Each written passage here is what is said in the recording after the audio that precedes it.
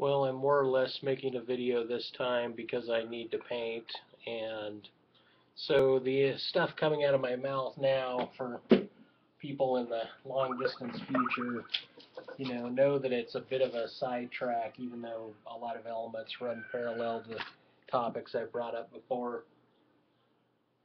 And I'm not well prepared. I actually had recorded an hour-long video earlier today, but it aired out, so don't know quite what to say about that. I think I got to paint the dirt and paint mostly the dirt. I want to get an idea of what color I'm going for here. So I'm using some cadmium red, some burned umber, and some yellow oxide. Look, everyone, I can read. I can read. I can read.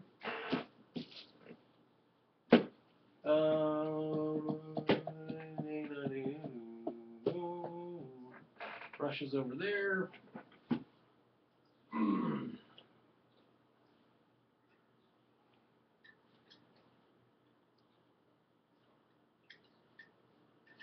That should do.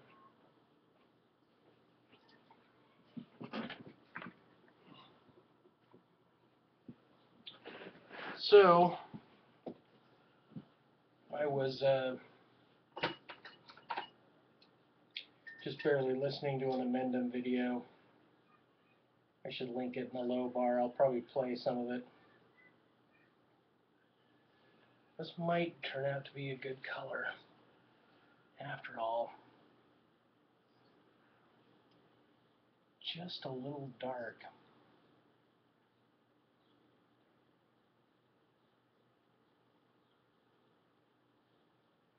I think it might be a good color though.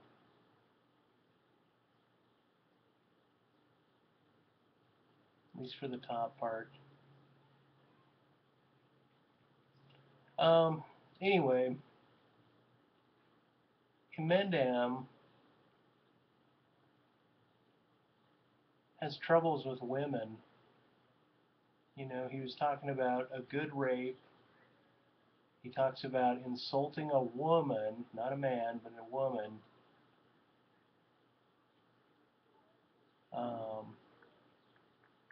About her big nose, which AKA is actually him saying skanky cunt. He's ostracized people out of the conversation for pithy things that are personal, and now he wants to get back into philosophy and not that which is personal, which is fine, because conceptually speaking, I've never had inmendham attack my suffering is not always a bad video, and I've never had him attack my imposition argument is dead piece de resistance video, which I'm sure he would, but it doesn't matter, because still the premises of suffering, the value that an organism's going through, provided you want to look at it in terms of value. So already there's a variable that's not necessary to be put in place, but it's put in place. It's put into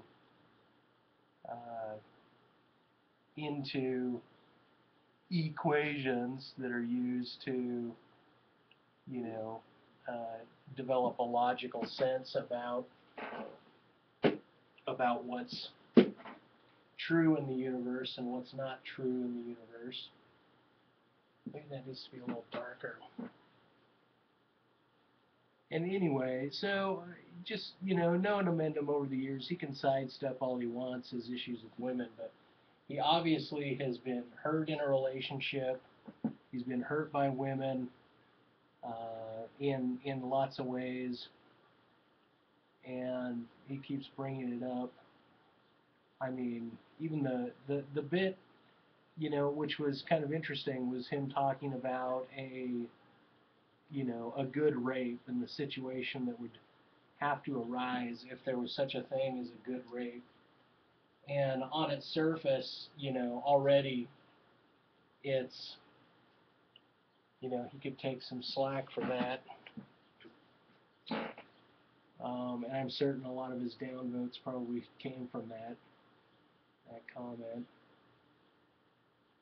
But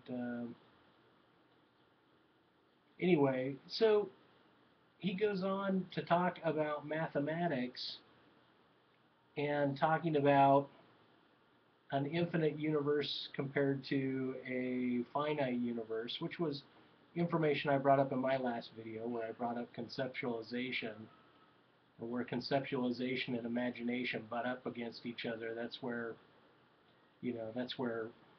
witchy things happen, I say, because synchronicities can take on, you can value a synchronicity as if it has agency, and all of a sudden you're visited by a ghost in the Pyyrho sort of sense. Anyway, Pyyrho sort of, he doesn't want to talk about his living daughter's point of view, and what she's going through and what tools she's gained from the experience that help her get through her day-to-day. And so that's fair enough. I was just curious. I was curious of that as a topic to see whether or not he would say anything like that, but he'd rather go down another line of thought.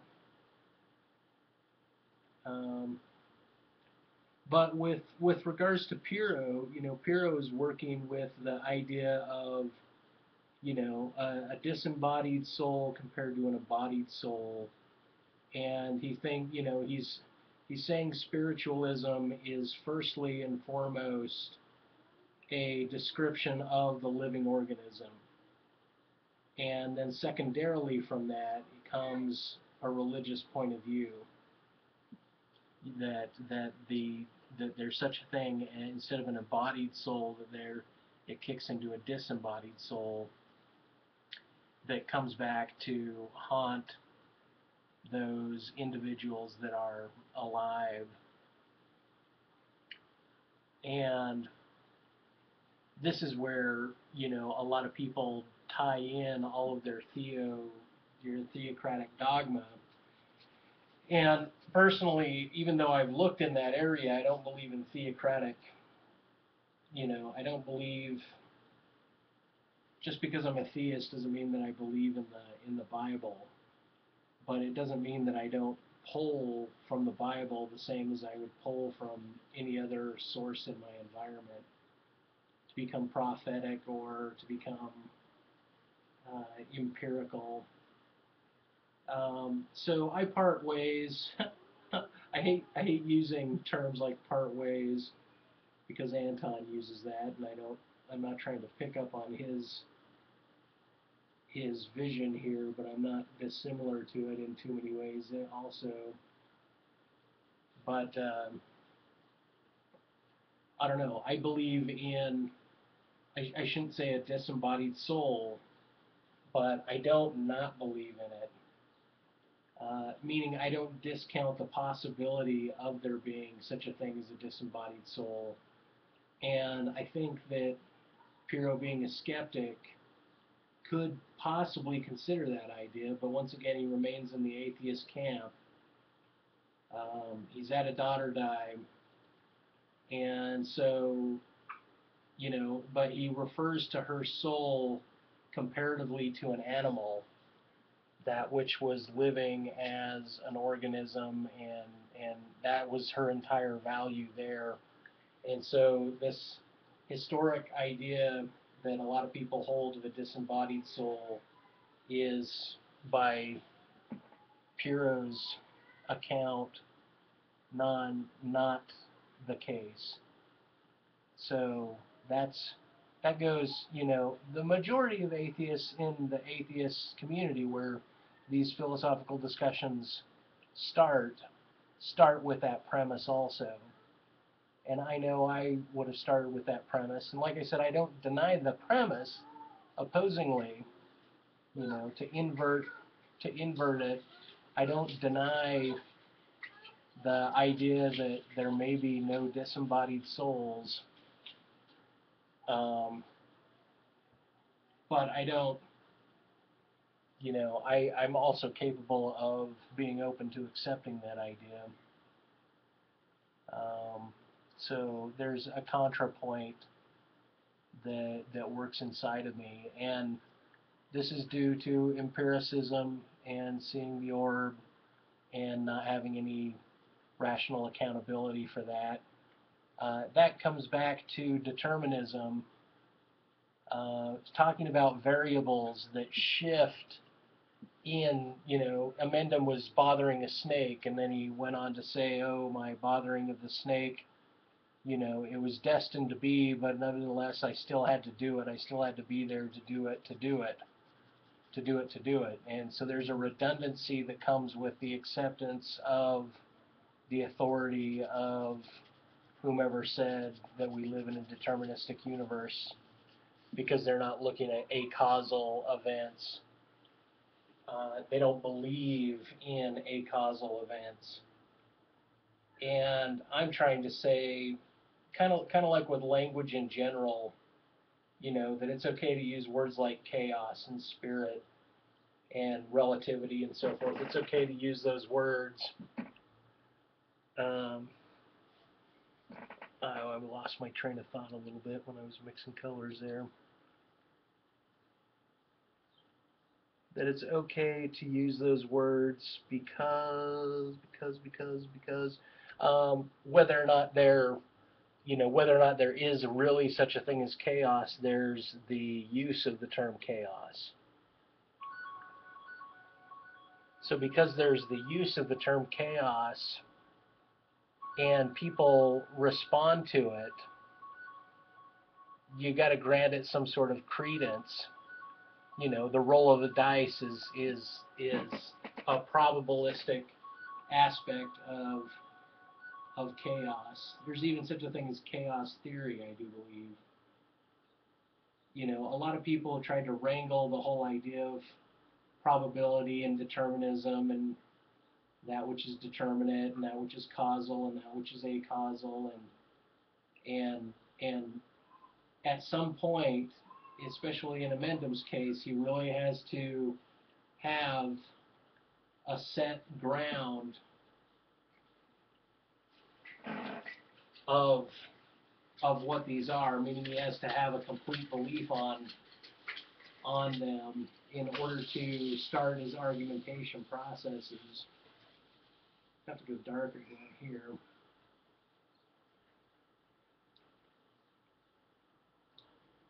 Anyway, and so he goes on to say in his video, I might have to play it because I'm going to paraphrase it wrong, I'm sure. I've been doing that a lot lately, paraphrasing wrongly.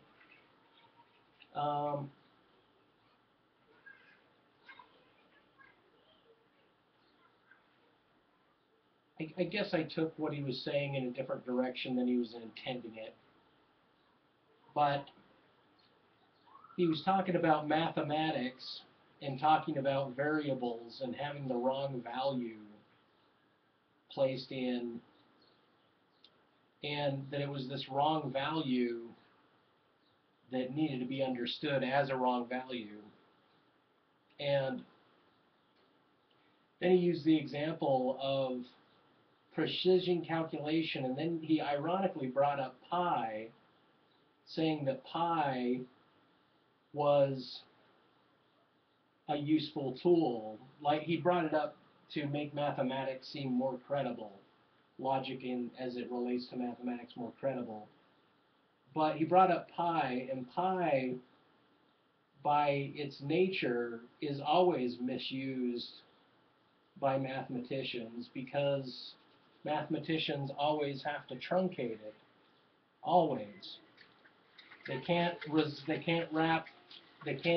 describe the whole totality of the number, so they're left with with a description, you know, they're left with a description that's truncated in order to use that variable at all. And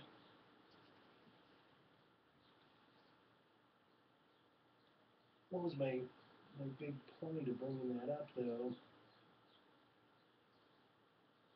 You still on cam? Still filming? Wow. You're at a very odd angle there.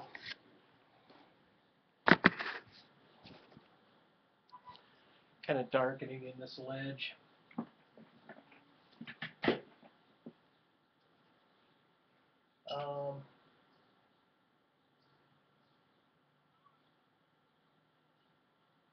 Anyway, yeah, and so he was using pi as an example of a good variable to use in mathematics, even though it's truncated by its nature, and so everything is an estimate around that. Even though the mathematics is used in construction all the time, pi is used in construction because it's been taken out enough variables to not particularly matter in the physical world, in the building community, in the construction environment, in the drafting environment.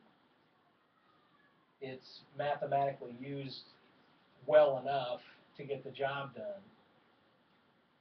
But the irony is that it's still an open-ended number, and so the mathematics using it is not really using pi. You know, pi is still that elusive number. I don't know, maybe Hofladay would jump in with a thought on this one, if he cared to.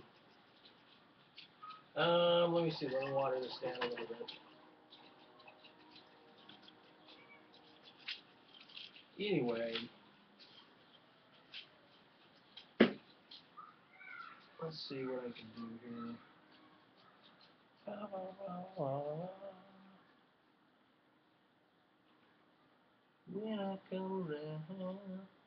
Well, and then Inmendham was talking about, you know, using logic and reason, you know, to...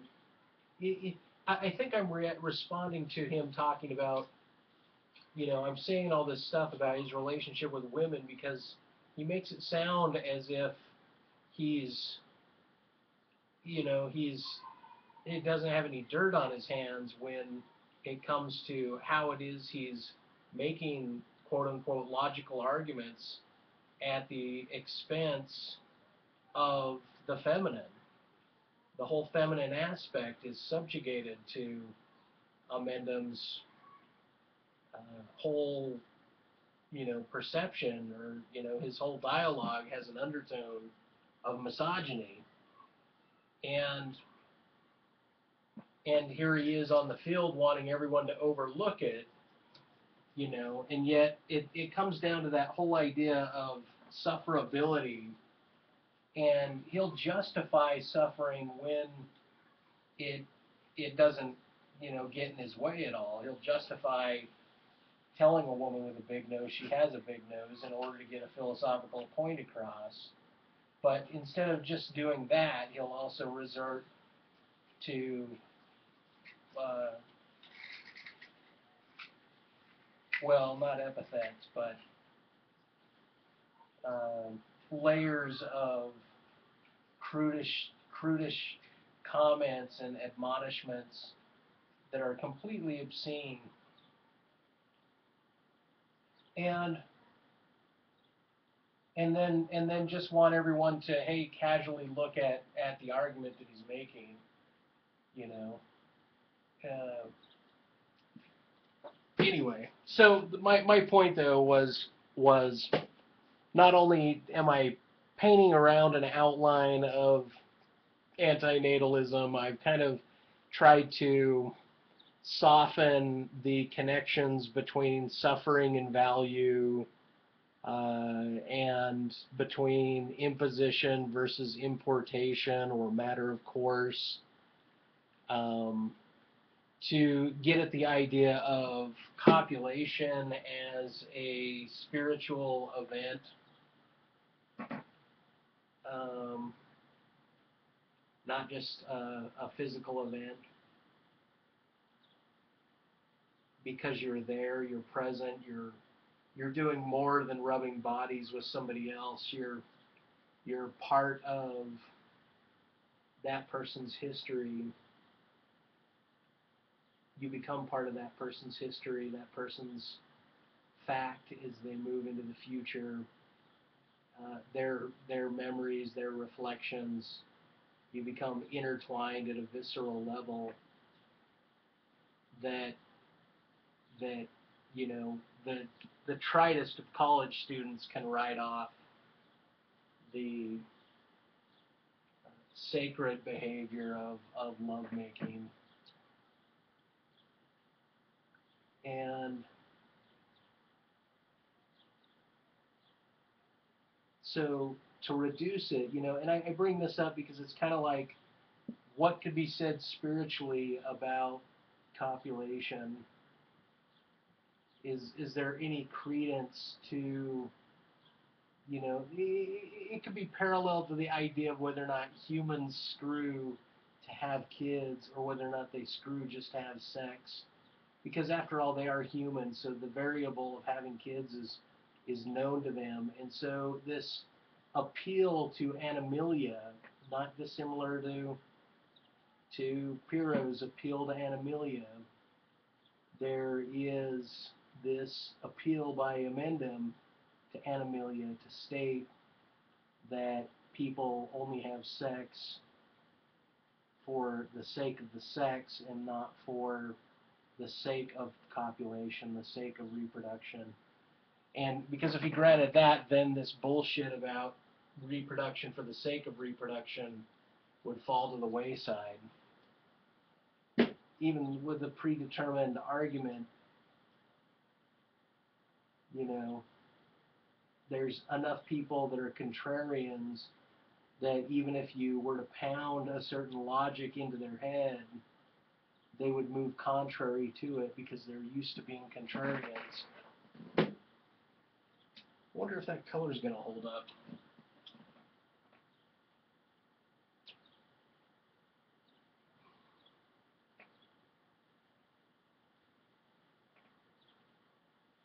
Anyway,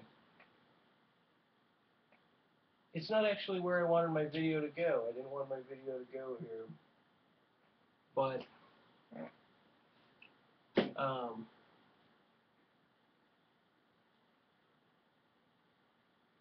yeah, I don't know. I don't know what to say on those topics. Further those topics out right yet.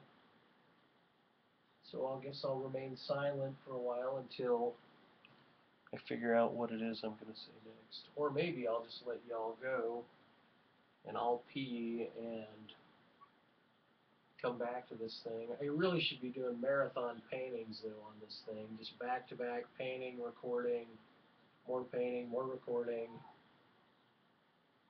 I don't know why it's so important for me to get this painting on cam, like every little step, but there was something kind of needed about it. Yeah, I think there's something magical about falling in love or love at the first sight. There's something dreamy about it, and we know there's something dreamy about it because Hollywood can play off of it. They know that there's an emotion that we follow or that we're capable of following, and that's eros, that's love. And so if eros is truly,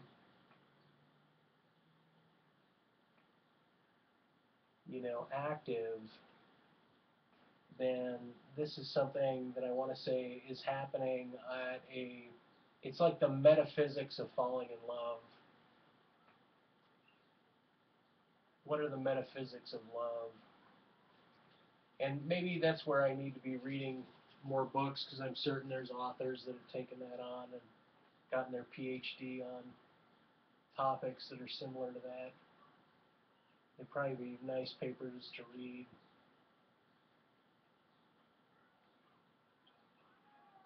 Anyway, so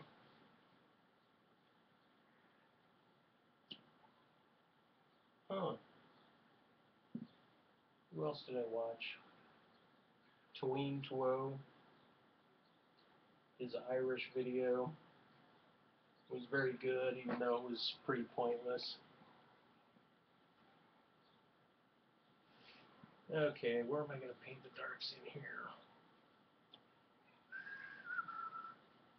Come on, Marathon Mike, paint it out.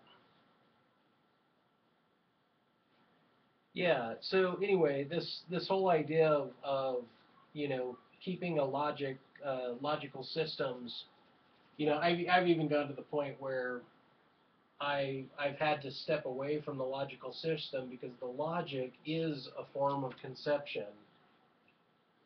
You know, logic is within language. It's not language is within logic. And so ultimately, the variables of the universe confound the rational mind. And scientism dominates because it believes, kind of like believing in pi, it's got enough variables to make a practical difference. But as you see, you know, medicine really change, you know, radically because of the advent of plastic. You know, you can see that new elements and new variables can affect the way things are practiced and what things are known that have, you know, seemingly a disconnect. And by that same accord, I'm saying that Amendham's so-called, you know, logical triumph of philosophy is but a self-butterment. He's buttering himself up for a prize for all those who are not spiritual, who don't consider it, who don't invite it in as a part of their game. Okay, 1.5 layers kind of ready. Guess I gotta paint more. I gotta take a break. Come with me to the bathroom.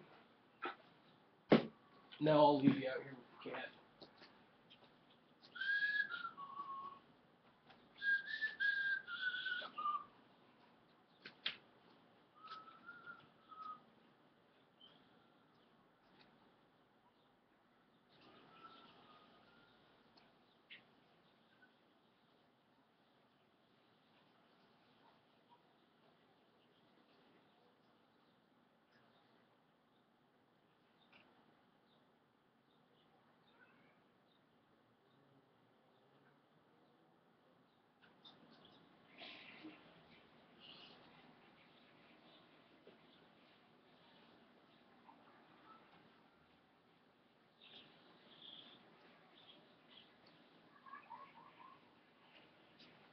Okay, now maybe a little something to drink while I'm on the job.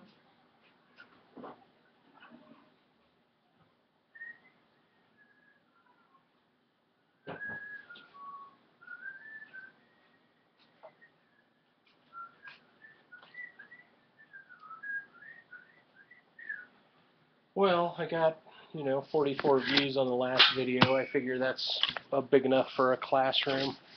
We're all in my classroom now, those of you that are sticking around for Das Pook Fail Lecture.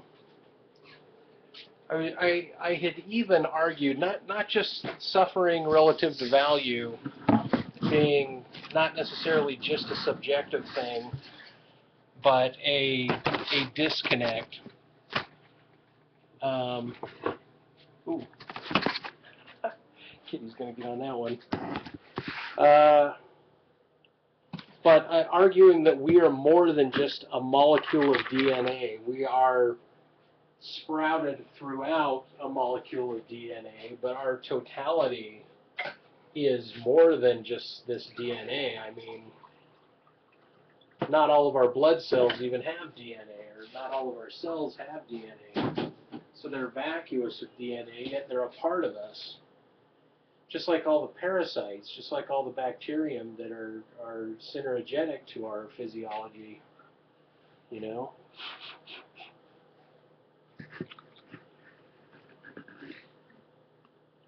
Gotta get one of these boosters, because I guess I'm gonna end up doing some marathon tanning.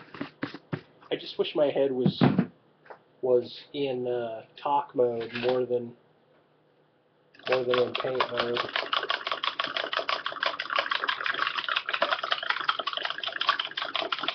But there had to be a split at one time where, you know, the head and the hand do two different things, and they're connected, but they're not necessarily congruous, so they don't run into conflict. Sometimes they do.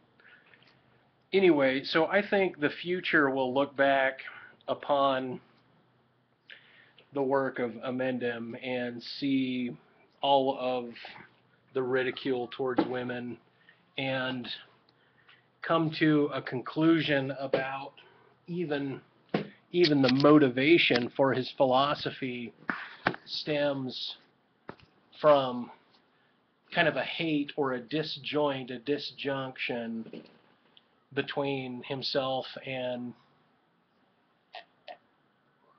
the female half of humanity. That, you know, he knows that they are to be in Congress with a woman is, you know, what it takes for a man to have offspring. And he might try to separate the two, but I think it's quite obvious that you know, he's bitter, number one. He's sorrowful, number two. He's unhappy, number three. And he's disdainful. Now, I have some of those variables, but not all of those variables. But why is this important for the philosophy? And it's to get a clear picture of who he is. It's kind of like Nietzsche had awful things to say about women. And I think inmendham has awful things to say about women in general because they're women. And he doesn't want them really at the table. And so he's bringing in this old-fashioned sort of approach to philosophy. And, you know, maybe, you know, I'd say, oh, well, Forever Wolf Films, he doesn't cut her down, but he loved the sculpture she did of him.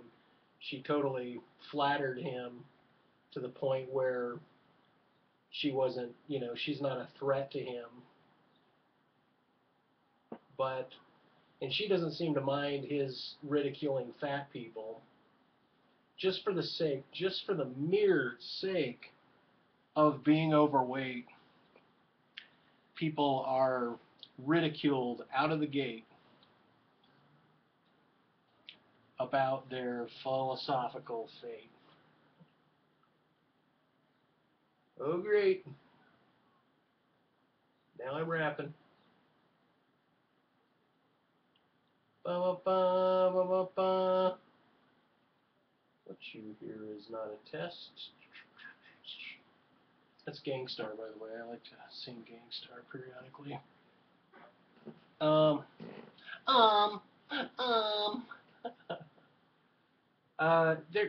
There was. Okay, let me try to finish this point. What does it have to do with his philosophy, even if he ridicules these women? It shows a pathology about a certain personality type that doesn't roll dice with fate, doesn't catch up with the lightest of spiritual instincts, where you know that language goes beyond all of the descriptions that you make. You intuit it, like a dog can smell for hundreds of yards. You intuit forward, or are capable of intuiting forward, and run into a pathology. It's kind of like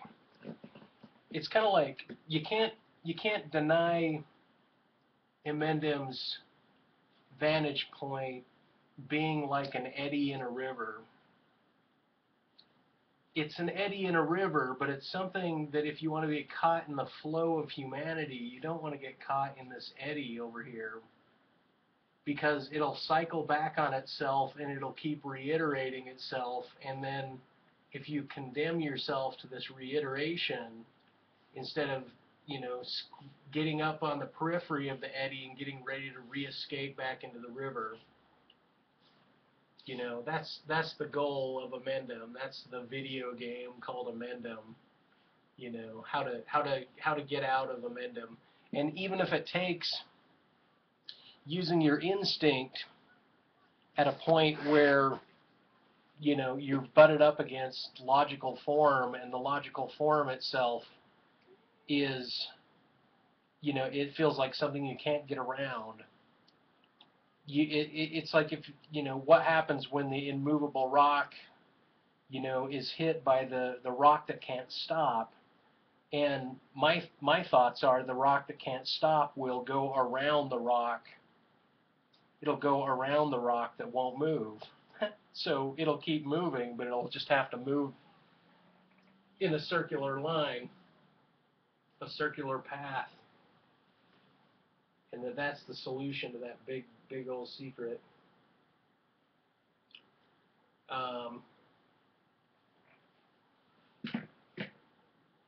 And that's the secret to the whole antinatalist thing also, is, don't let it bug you out. Your instincts as a creature are by far more important than logical form.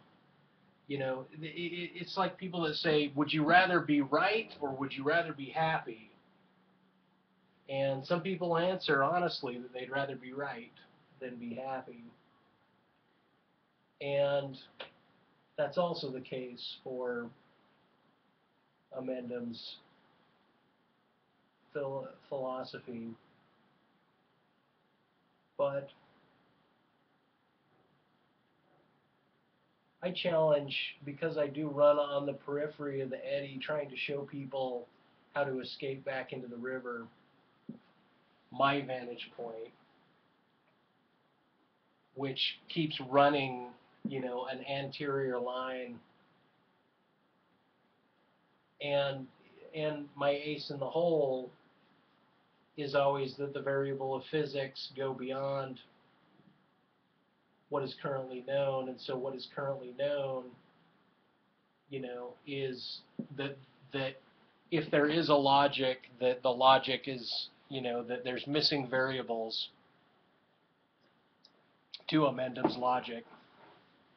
And by that I mean, if there's a variable that says that there's any supernatural agency or intelligence whatsoever, if there's any of that whatsoever, then there could be found meaning in the suffering process, I suppose, or in any process.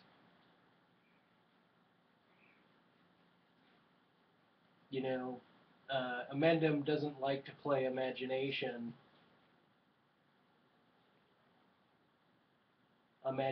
games, so he tries to catch people on what is true, what is the truth.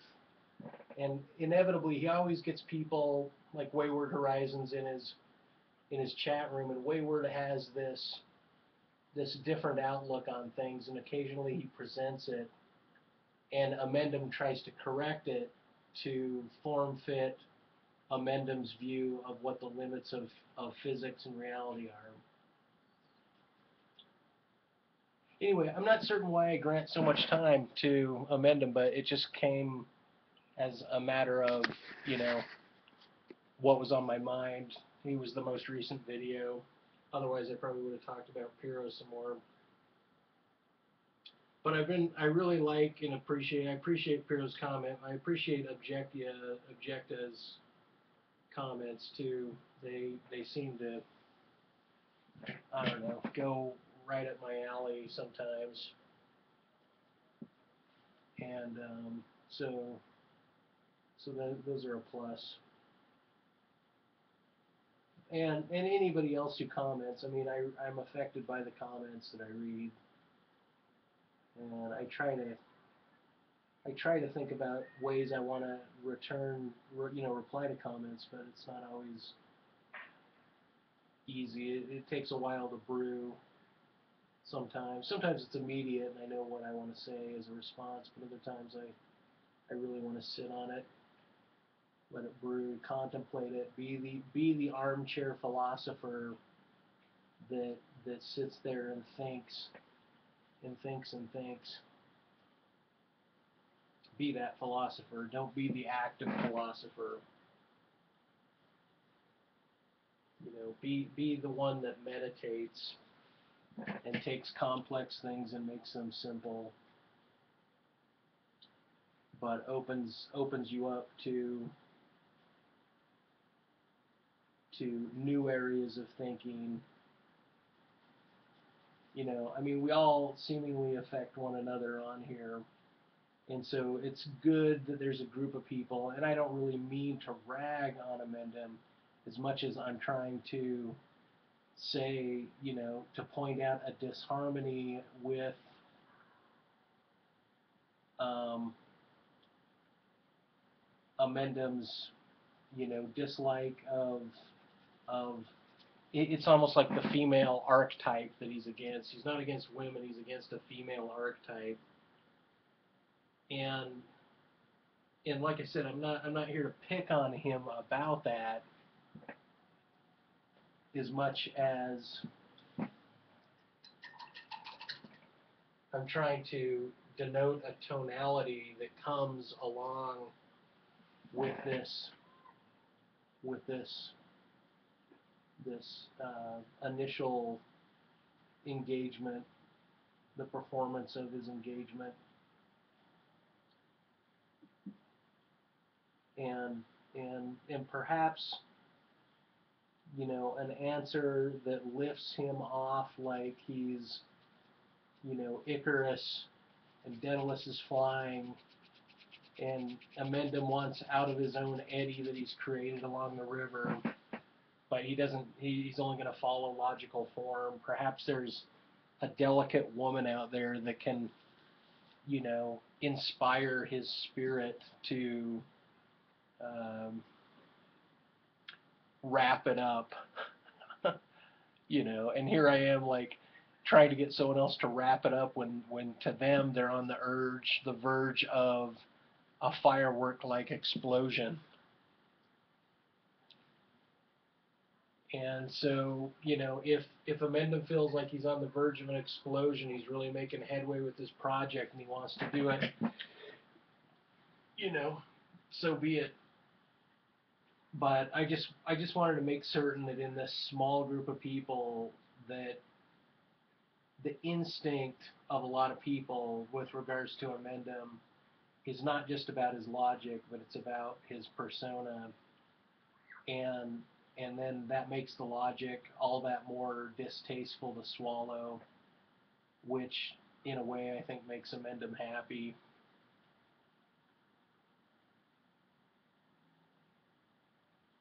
You know, but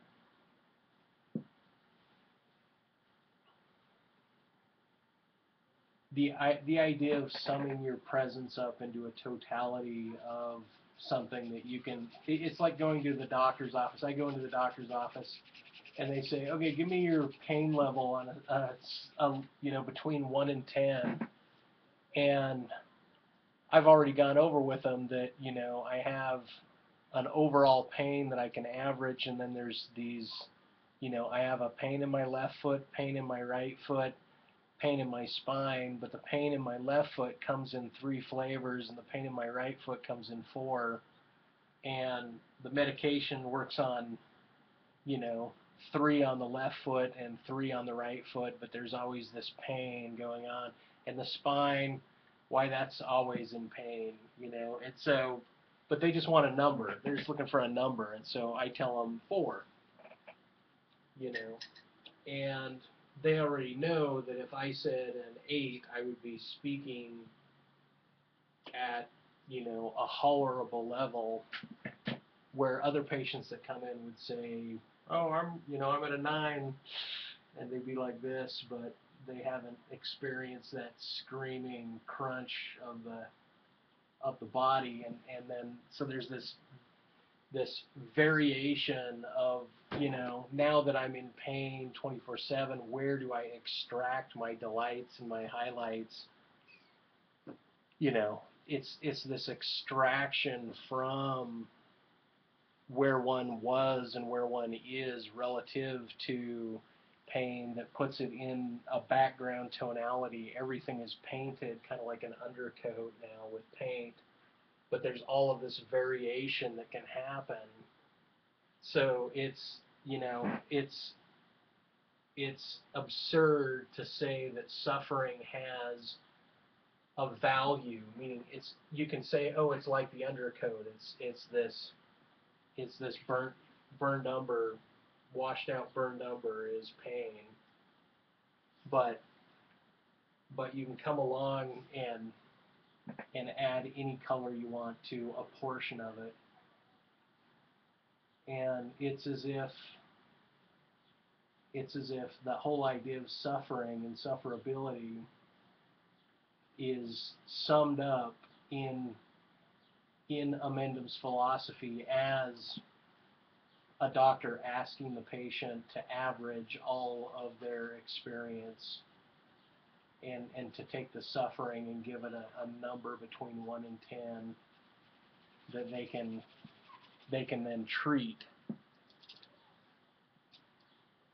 And so, but it's a net zero game with Amendham. It's either all loss or all win, so he chooses all loss. Okay, any suffering equals all loss, so complete removal of the organism, or not removal of the organism, removal of the potential next organism becomes the manifesto of the antinatalist. And that manifesto doesn't ring with the majority of people that know what it's like to skip through life and on a whim reach out and grab something that makes them more wealthy of spirit than they were prior to grabbing it. A kind of Disneyland character delight that people can identify with. Even suffering people can identify with it. So there seems as if there's kind of a lack of instinct that comes from Gary also. And I think that that's where Pyyrho coming in with spiritual talk is healthy for Amendham, because it then requires Amendham to at least get more emotive in the conversation. But I guess I want now to speak a little bit more. I don't know. Let me know how I'm doing, guys, because you know sometimes I feel like I'm way off. You know, and I droll on, and I know people are probably, you know, doing chores while they're listening, or barely listening at all, and I don't know, maybe there's people that meditate on these things and go word for word all the way through, and that's how I like to do most of my videos, but maybe I should play Amendham's video and then make commentary on it for the next little bit while I paint. Let's see if I got him up.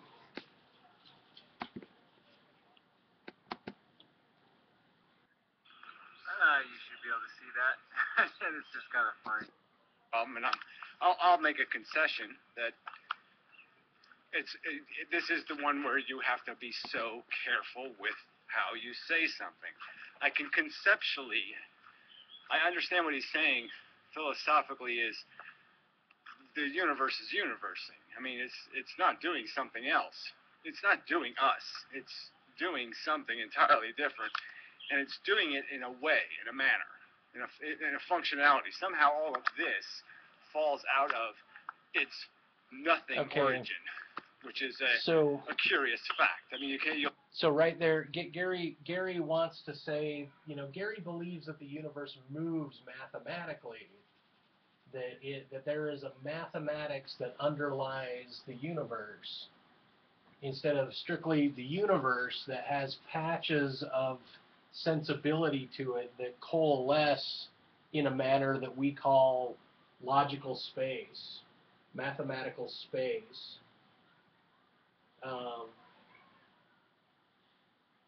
He doesn't want to look at the universe as being chaotic because he wants to believe everything can be enumerated, that all variables of everything can be, counted and turned into a finitude, where there's a way of firstly looking at the universe. I want to say that this is a tertiary way of looking at the world, but there's a way of looking at the universe where you don't sense it as being sensical in the first place. You derive a sense from it. It's what you're bringing to the table. It's not what's served to you at the table. It's what you're bringing to the table to eat and speak of and lay down. All those varmints outside barking that human mumbo jumbo. Anyway, but Amendham will consider this to be a rag video. He's not going to see any value in this video. Like, it's not going to be anything that changes his mind or affects him, because he simply is on a different page. But for as much as he responds to Pyyrho right now, and Pyyrho's on spirituality, I thought, I better jump into the game and at least, say some words. Yeah, I'm going to say some words. Words.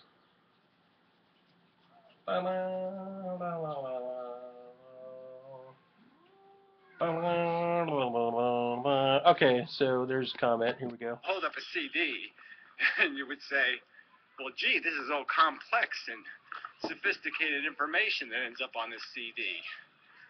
How does it go from nothing to this something? Because that looks a little strange. And so philosophically, that it's not problematic philosophically, it's conceptually problematic. So it's like the infinity thing versus finite. It's like trying to imagine an endless universe or something. It gets you into a little bit of trouble if you're not really careful. Right. There he goes. It will get you into a little bit of trouble. It'll get you into a little bit of trouble if you imagine an infinite universe. So you've got to be careful, because he's got to reach out and try out of the universe where it does make sense, where he's bringing sense to the table, where sense is found or discovered or invented. Is sense, mathematics, invented or discovered? And this kind of comes down to the you are your own God or Godhead, God coming within you, God carrying you. The Spirit of God is whether or not you're creating the universe as you are discovering it, and you're falling into a logical modality. So this is where Amendham wants to be careful.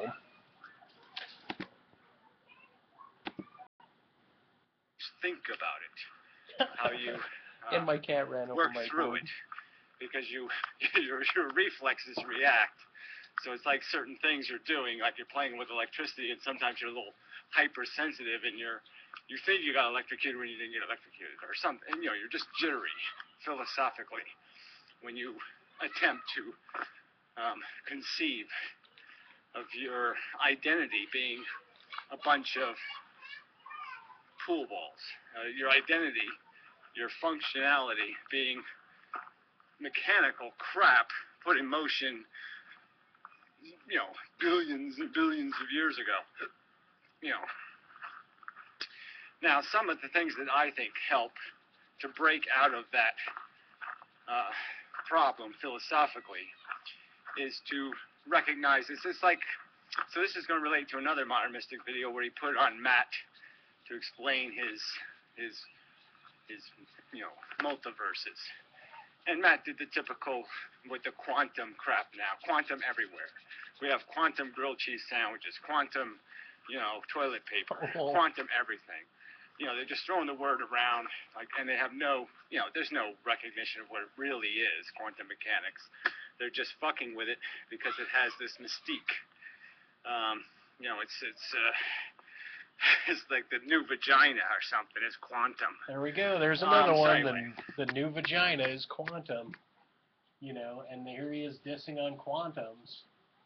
So once again, another female archetype that he brings in. That he himself is either not aware he does it or he doesn't care that he does it, but he doesn't see it as a symptom of anything. But as far as the conduct, the conversation. Yeah, maybe Matt does use quantum mechanics because, the perception of the science from a layman's point of view is got to be different than somebody who's actually doing the mathematics of quantum mechanics. Strausen out of Stanford is the resident quantum mechanic mathematician on the tubes these days. And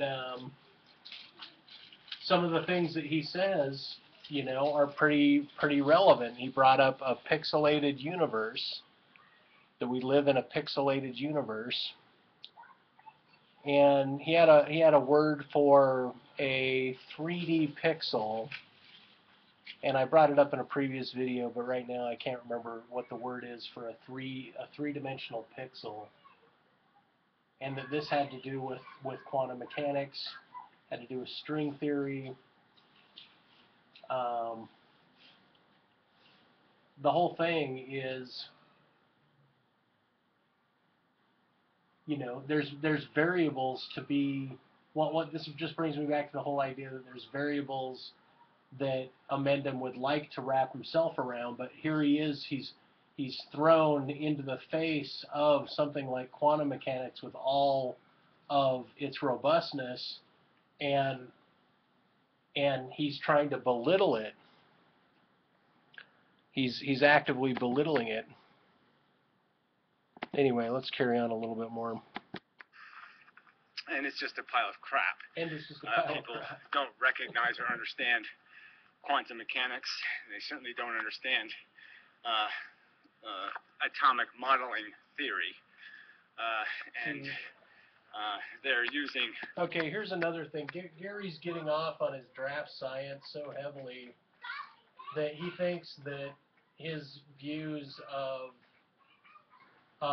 the quantum world, like of a black hole, for example. I think he said a black hole doesn't let light escape because the gravity is so thick that it keeps, that light is a particle, therefore it's mass, that photon is a mass, I think is one of his premises, and that the gravity is so huge that it keeps mass from being produced, so there is no light to be escaped because it doesn't actually turn into... And I sat there and I thought, okay, so there's a reasonable presumption there. Is anyone in the field ever considered that idea? And I think, well, yeah, probably. That's probably been mulled over. And then the whole argument about whether or not, a photon is a particle, this just comes down, it's a matter of conjecture then. And Gary's full of conjecture. Now watch him use the word conjecture in his next video. He's gobbling up everybody else's terms.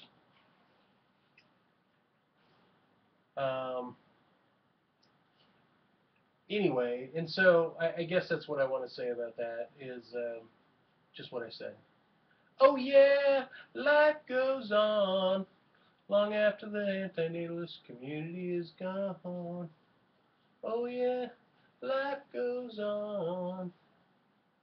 And it's not so much that I'm pro-life as much as I'm pro-spirit. And life in the Pyrrhonian sense, I would like to see spirit carry on through animation, and I believe in future possibilities, if not simply just an echo to the future, echo to future minds. That there's something lovely about echoing to future minds.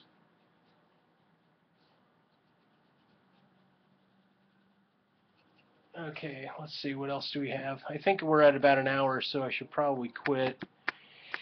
Even though I've got a few more boxes to fill. Dun dun dun dun dun dun dun dun dun dun dun dun dun dun.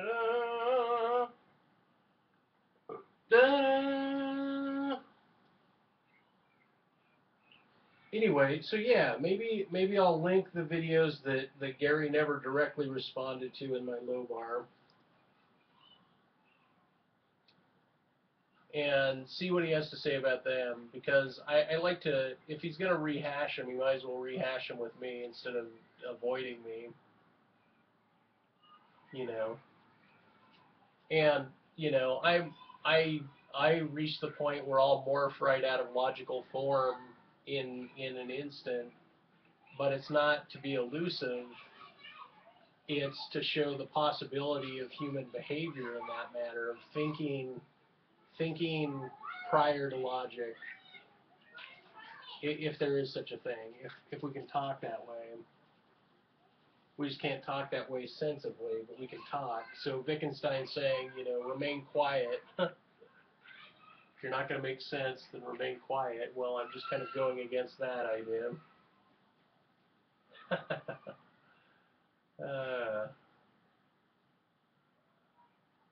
And then Das Poop just spoke for the sake of speaking. He didn't add substance. He didn't really subtract. He just ragged on somebody. That's what he did. That's all he's about. Yeah.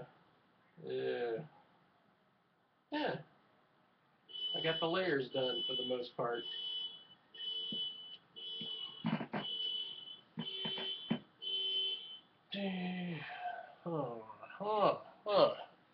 Okay, we'll let it go from there. I'll start again in a new video. Ciao. Leave comments below. Any comparative analysis would be appreciated. And feel free to talk, you know, about me behind my back, but to me in the comments. And thanks for liking my mohawk.